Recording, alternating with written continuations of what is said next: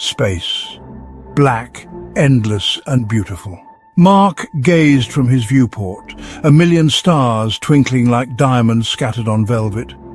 His ship, the Ares 6, hummed around him, a tiny island of warmth and light in the cosmic ocean.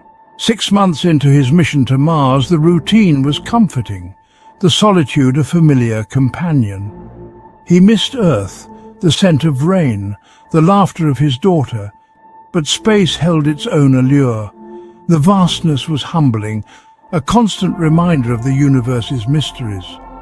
Then it happened. A blip on the radar, an anomaly in the vast emptiness. At first he dismissed it as a sensor malfunction, but the signal persisted, a faint beacon calling out from the void. Curiosity piqued, Mark adjusted the ship's trajectory, his heart quickening with a mix of apprehension and excitement. The unknown beckoned, a siren song in the silence of space. An image flickered into view. A planet bathed in the orange glow of a dying star. It wasn't on any star chart, an uncharted world hidden in a forgotten corner of the galaxy.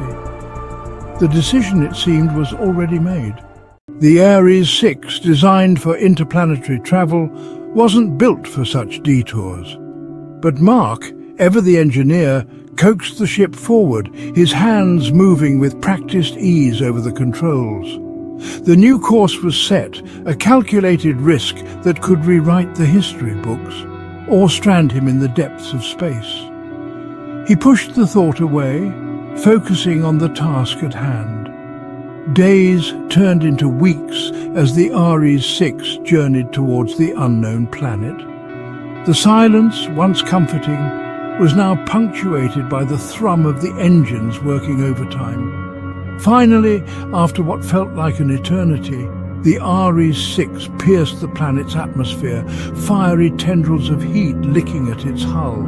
Mark fought against the gravitational pull, his knuckles white on the control stick, his heart pounding against his ribs.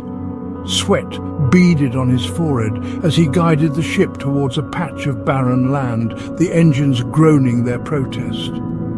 With a bone-jarring thud, the Ares 6 came to a halt, kicking up a cloud of red dust. They were down. He was safe. A shaky laugh escaped his lips. He'd done it. He'd landed on an uncharted planet. It was time to explore. The airlock hissed, releasing Mark onto the alien world. He stood there for a moment, taking it all in. The sky was a swirl of orange and purple hues, the twin suns setting on the horizon. Red sand stretched out as far as the eye could see, dunes rippling like waves frozen in time. The wind whistled through canyons, carrying with it the scent of dust and something else, something metallic, like the tang of blood. His boots crunched on the rocky ground as he ventured further, his every sense on high alert. The silence was unnerving, broken only by the hiss of his own breath inside the helmet.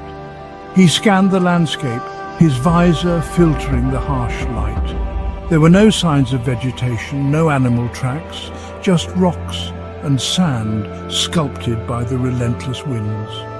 A dead planet, or so it seemed.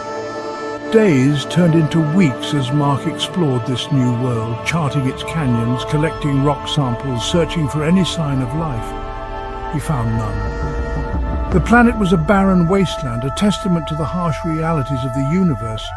Disappointment gnawed at him, the thrill of discovery fading with each passing day. He was alone, a castaway on a forgotten shore. Then one evening, as the twin suns dipped below the horizon, casting long shadows across the dunes, he saw it. A faint glimmer of light flickering in the distance. Hope flared in his chest, a tiny spark in the vast emptiness. He adjusted his course, his heart pounding against his ribs, his boots kicking up red dust as he ran towards the unknown. The light led him to a cave hidden within a cluster of towering rock formations. Cautiously, Mark approached, his hand hovering over the energy pistol strapped to his thigh. He peered into the darkness, his visor amplifying the faint light emanating from within. What he saw there took his breath away. In the center of the cave, huddled around a crackling fire, were 3 children. They were unlike anything he'd ever seen. Their skin was a pale blue, their eyes large and luminous, like pools of liquid starlight. They wore simple garments woven from some kind of shimmering fabric, their delicate frames thin and fragile. Fear flickered in their eyes, but there was also a strange sense of serenity about them, an acceptance of their fate. Mark froze, his finger still on the trigger of his pistol. He'd expected to find hostile life forms, not children. Children who were clearly alone, lost and terrified. His hand relaxed, the weapon suddenly feeling heavy and alien in his grasp. These were not monsters, not threats. They were just children. The realization hit him with the force of a meteor, shattering his preconceived notions. In that instant, all his training, all his fears melted away, replaced by an overwhelming sense of compassion. Slowly, Mark lowered his weapon, his movements deliberate and non-threatening. He took a step closer, then another, his voice a soft murmur in the cavern's silence. "Hello," he said, the word echoing strangely in the vast chamber. "Don't be afraid, I won't hurt you." The children remained silent, their eyes wide with apprehension. But as Mark continued to speak, his voice gentle and reassuring, the fear in their eyes began to recede, replaced by a flicker